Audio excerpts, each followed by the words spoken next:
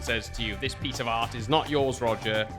You created it via Dall-e," what would you say back to that individual? I always give them the example of how Jeff Koons works.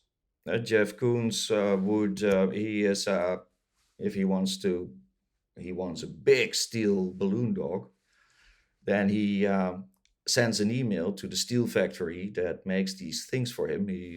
He sends a mail saying, "I need a 5 meter high balloon dog this time.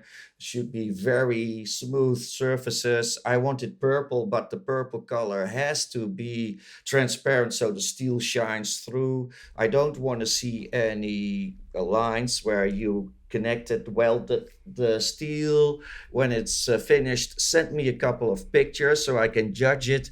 And when he sees these pictures from the steel factory, he says, yeah, this is right, this is nice. Send that one to Dubai, send that one to the United States, to my customers that pay millions for it. So what he is doing is the same thing. He is prompting, but in an email, and Yes.